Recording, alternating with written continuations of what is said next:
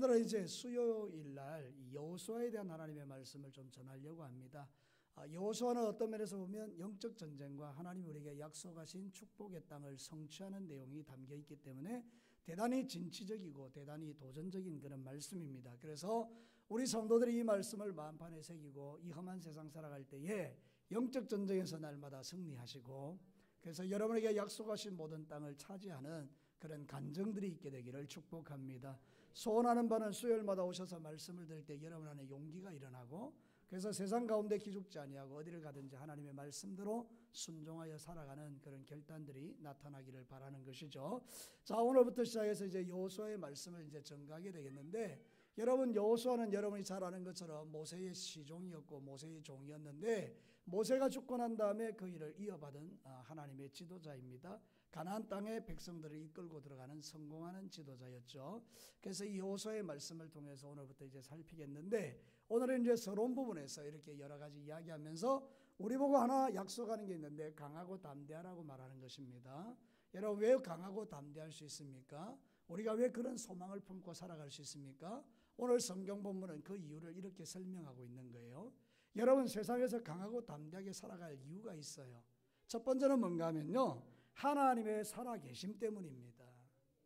여러분, 여기 오늘 성경 본문을 이렇게 시작하고 있죠. 모세가 죽은 후에. 인간적으로 생각해보면 모세가 죽었으니까 모든 게 끝나잖아요. 근데 놀랍게도요, 하나님의 역사는 중단이 안 됩니다. 여호수아를 통해서 그대로 계승되고 있죠. 이유가 뭡니까? 사람 때문입니까? 그렇지 않습니다. 하나님이 살아계시기 때문입니다. 하나님이 모세를 들어 사용하시다가 때가 돼서 모세가 죽고 그 다음에 여호수아를 들어서 사용하시는 것입니다. 그러므로 오늘 이 말씀이 우리에게 들려주는 메시지가 뭔가 하면, 사람은 죽지만 하나님은 죽지 않는다는 거예요. 이게 우리의 소망이라는 거예요. 여러분, 정말 이 땅의 삶을 살아가면서 하나님이 살아계신 것을 믿으세요? 그럼 여러분은 적어도 소망을 하나 갖고 있는 거예요. 그 소망이 뭐죠? 여러분의 인생을 살아계신 하나님이 책임져 주신다는 것이죠. 그래서 오늘도 저와 여러분이 하나님이 살아계신다는 이 신앙 고백을 하도록 하기 위하여 오늘 성경 말씀이 기록되어 있는 거예요. 우리가 강하고 담대할 수 있는 이유는 하나밖에 없어요. 여러분이 뭐 간이 커서, 여러분이 뭐 남자다워서, 여러분이 돈이 많아서 그런 게 아니고, 우리가 강하고 담대할 수 있는 유일한 이유는 하나님이 살아계시기 때문입니다.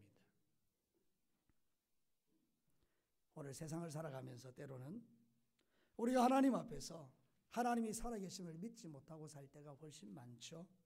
그러나 성경은 이렇게 말합니다. 민수기 14장 20절과 21절에 여호와께서 이르시되 내가 내 말대로 사하노라. 그러나 진실로 내가 살아있는 것과 여호와의 영광이 온 세계에 충만할 것을 두고 맹세하노니. 하나님이 직접 이런 말씀을 하세요. 내가 살아있다. 사람이 하나님 살아계십니다 이런 게 아니고, 하나님 당신이 직접 말씀을 통해서 살아있는 내가 이렇게 표현합니다. 그러니까 여러분, 하나님의 살아계심은 너무나 선명한 것이죠. 우리 눈에 보이지 않는다고 하나님이 죽은 것이 아니고 하나님은 살아계시는 거예요. 그래서 사람은 죽어도 하나님의 역사는 계속되는 거예요. 저를 따라서 합시다. 사람은 죽어도 하나님의 역사는 계속된다. 실제로 그렇죠. 모세가 능력을 행했죠. 근데 하나님 없이 모세가 능력을 행한 적은 없습니다. 모든 능력은 하나님이 행하신 것입니다. 모세를 통해서 10가지 재앙은 모세가 행할 수 있는 기적들이 아닙니다. 어떻게 사람이 물이 피가 되게 만들 수 있으며, 어떻게 사람이 하늘에 우박을 내려가지고 그를 땅을 작살낼 수 있느냐, 그 말입니다. 인간이 할 수 있는 일이 아니고 하나님이 하셨다는 것이죠. 그러니까 여러분, 우리가 성경을 믿을 때에 하나님이 살아계심을 믿으면 우리의 삶 가운데도 놀라운 일이 일어날 수 있다는 것을 저와 여러분이 믿으라고 오늘 성경 말씀이 있는 줄로 믿습니다. 그런데 우리가 종종 믿음이 없기 때문에 눈에 보이는 사람을 의지하고 신뢰할 때가 훨씬 많다는 거예요. 내가 가지고 있는 돈을 의지할 때가 훨씬 많다는 거예요. 그러나 성경은 이렇게 말해요. 고린도후서 4장 7절과 9절에 우리가 이 보배를 질그릇에 가졌으니 이는 심히 큰 능력이 하나님께 있고 우리에게 있지 아니함을 알게 하려 함이라.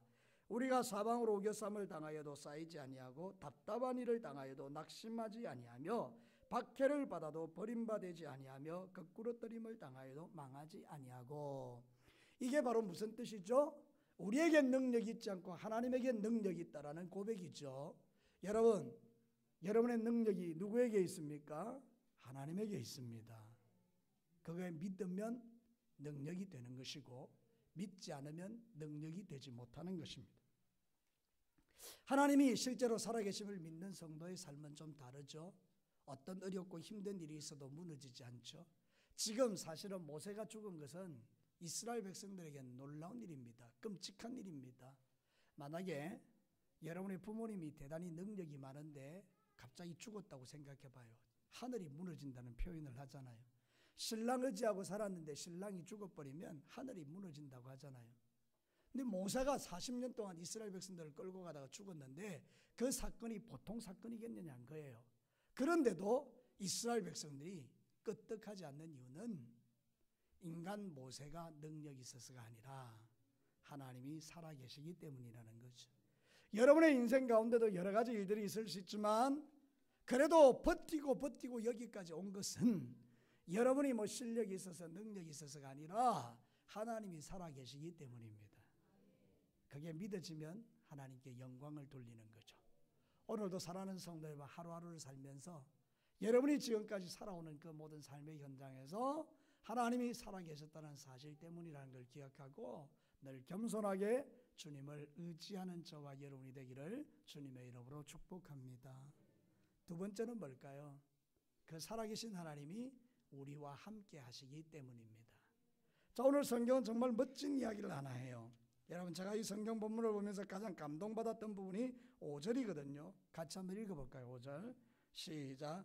네 평생에 너를 능히 대적할 자가 없으리니 내가 모세와 함께 있었던 같이 너와 함께 있을 것임이니라. 아멘. 여러분, 우리가 글로 읽어서 그렇지 이거 상황으로 들어가 보면 이게 정말 놀라운 이야기예요. 여러분, 여호수아는 모세 옆에서 모세가 일으키는 모든 기적을 최고 가까운 데서 봤어요. 200만 명이 넘는 사람이 광야에 이렇게 쫙 모여 있으면 모세 보기도 어려워요. 200만 명이 살고 있는데 대구에 가보면 아니면 광주에 가보면 200만 명이 살아요. 거기서 모세가 시청에 있는데 그 숨어 있으면 그 만나러 가기 쉽지 않잖아요. 보이지도 않아요. 그런데 모세를 늘 채척근에서 따라다니면서 보았던 사람이 여호수아인데 여호수아는 하나님이 일으키는 기적을 직접 보았다고요. 그때 여호수아의 마음속에 어떤 생각이 있었을 것 같습니까? 와, 하나님이 함께 하시니까 정말 기가 막히네. 이런 믿음이 그에게 있었다는 거죠. 근데 하나님이 모세가 죽고 나서 오셔서 여호수아에게 이렇게 말하는 거예요. 내가 모세와 함께 있었던 것 같이 내가 너와 함께 할 거야. 이 이야기는 뭐죠, 여러분? 모세가 행했던 그 놀라운 역사를 나도 너를 통하여 이룰 거니까 너 걱정하지 마. 이 이야기잖아요. 여러분, 글로 읽으면 별로 감동이 안 되는데 상황 속에서 들어가 보면 이거는 여호수아에게는요 모든 것을 다 걸 수 있을 만큼 엄청난 축복의 약속이에요. 하나님이 함께 하신다. 사랑하는 성도 여러분, 하나님과 함께 하시는 그것이 우리에게 놀라운 능력이 되는 거죠. 예수님에 대해서도 이런 표현을 써요. 사도행전 10장 38절에 보면 하나님이 나사렛 예수에게 성령과 능력을 기름 붓듯 하셨음에 그가 두루다니며 선한 일을 행하시고 마귀에게 눌린 모든 사람을 고치셨으니 이는, 여기가 중요해요, 이는 하나님이 함께 하셨습니다.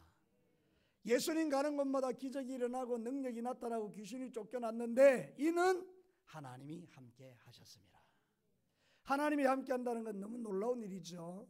오늘도 사랑하는 성도 여러분, 이 여호수아가 가졌던 그 자신감, 담대함이 어디에 있습니까? 강하고 담대할 수 있는 이유가 하나님이 그와 함께 하신 거예요. 살아계신 하나님이 그와 함께 하신 것 때문이에요. 그러니 여러분, 세 가지가 약속되어 있는데요. 첫 번째는 뭔가 하면 평생에 여호수아를 대적할 자가 없게 할 거다. 두 번째는 하나님이 너를 떠나거나 버리지 아니할 거다.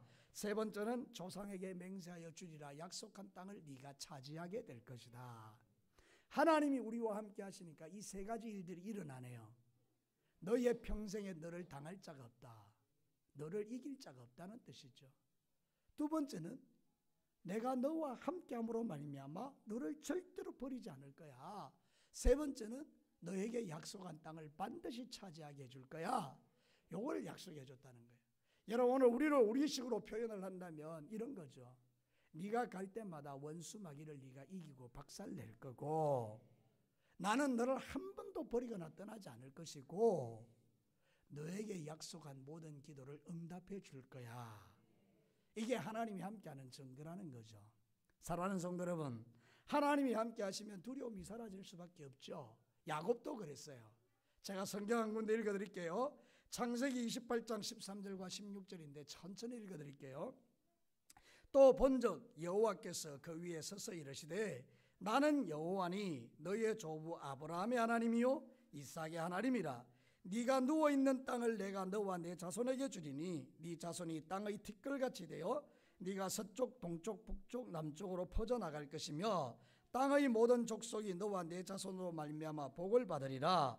내가 너와 함께 있어. 내가 너와 함께 있어. 네가 어디로 가든지 너를 지키며 너를 이끌어 이 땅으로 돌아오게 할지라. 내가 네게 허락한 것을 다 이루기까지 너를 떠나지 아니하리라. 야곱이 잠이 깨어 이르되 여호와께서 과연 여기 계시거늘, 다시 말하면 여호와께서 나와 함께 계시거늘 내가 알지 못했도다. 이 고백이 저와 여러분의 고백이에요. 하나님이 여러분과 24시간 함께하고 있는데도, 나와 함께하고 있는데도 내가 알지 못했다. 그래서 두려운 거죠. 사랑하는 성도 여러분, 저도 두려움이 있습니다. 하나님이 나와 함께하는 것을 알지 못할 때 저에게도 두려움이 있더라고요. 사랑하는 성도 여러분, 오늘도 저와 여러분이 하나님이 여러분과 함께 하심을 믿게 되기를 축복합니다. 오늘 이 여호수아 강해를 통해서 여러분에게 들려주는 메시지가 이거예요.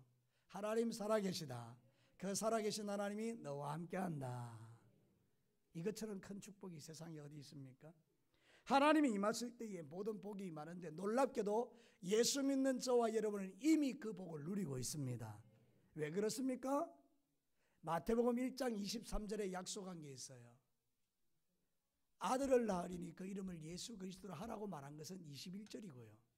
23절은 그 이름을 임마누엘이라 하리라.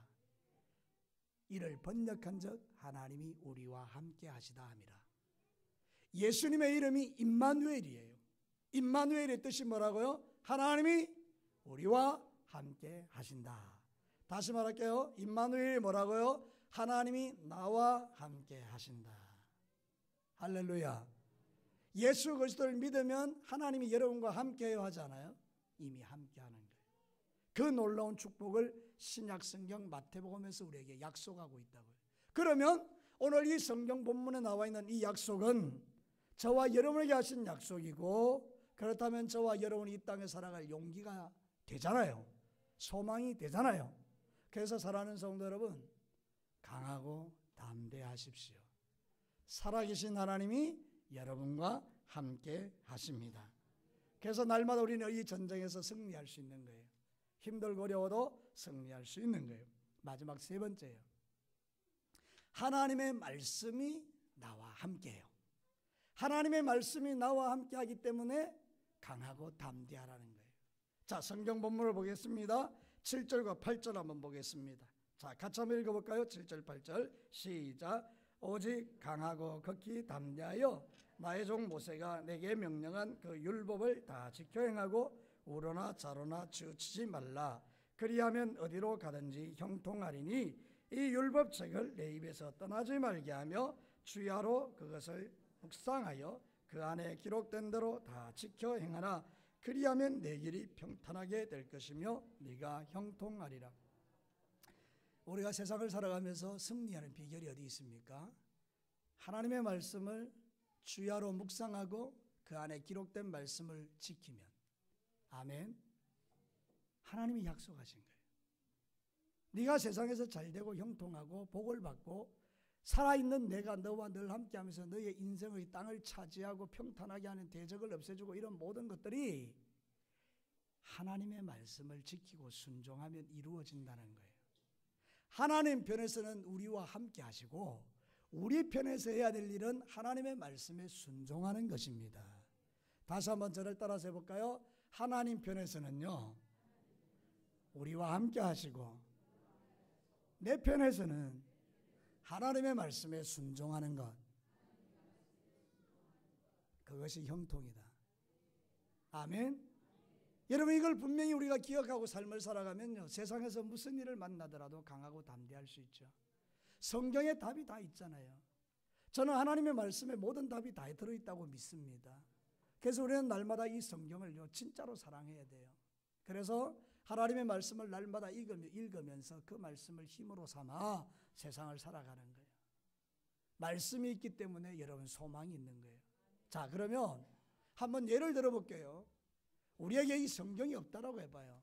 이 말씀이 없어요, 우리에게. 그럼 여러분 하나님 있는 거 알겠어요? 어렴풋이는 알겠죠. 두려워하면서 세상 사람처럼. 여러분 이 성경이 없으면 천국이 있음을 알겠어요? 모르겠죠. 이 성경이 없으면 예수 그리스도가 어떤 분인지도 모르겠죠. 성경이 없으면 어떻게 구원받는지 길도 모르겠죠. 성경이 없으면 죄사함을 받는 비결도 모르겠죠. 성경이 없으면 어떻게 축복받는지도 모르겠죠. 성경이 없으면 어떻게 살아야 될지도 모르잖아요.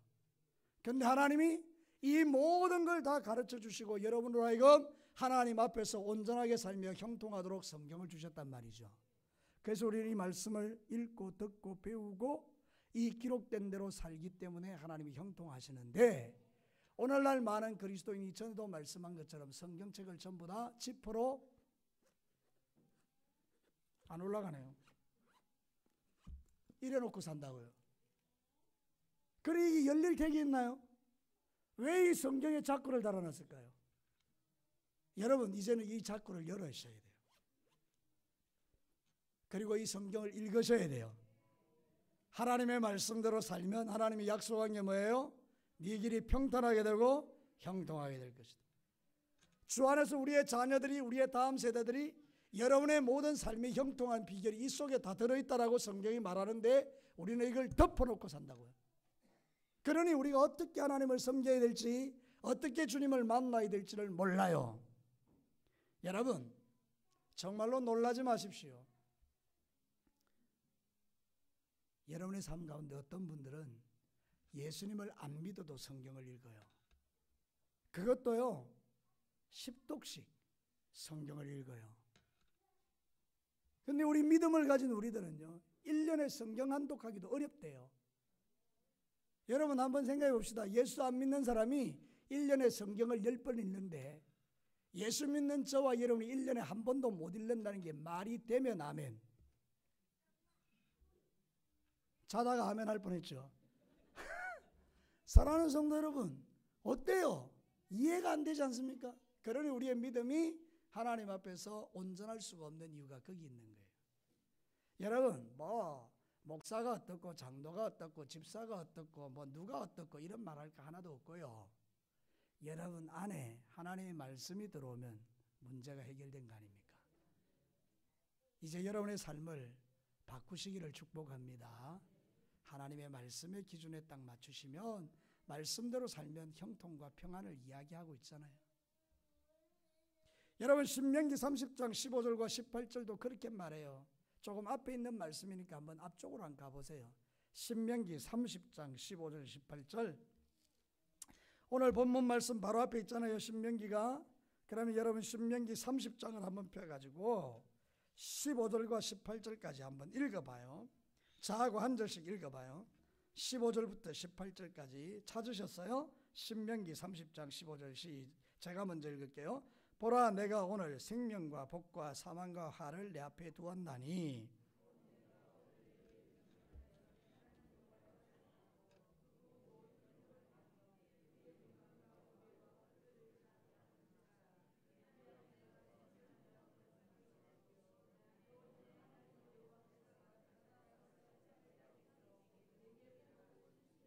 그러나 네가 만일 마음을 돌이켜 듣지 아니하고 유혹을 받아 다른 신들에게 절하고 그를 섬기면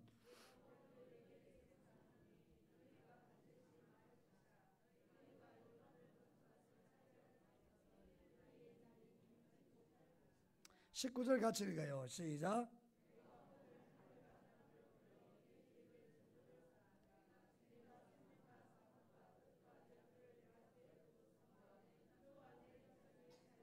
내 속력 내 하나님 여호와를 사랑하고 그의 말씀을 청종하며 또 그를 의지하라.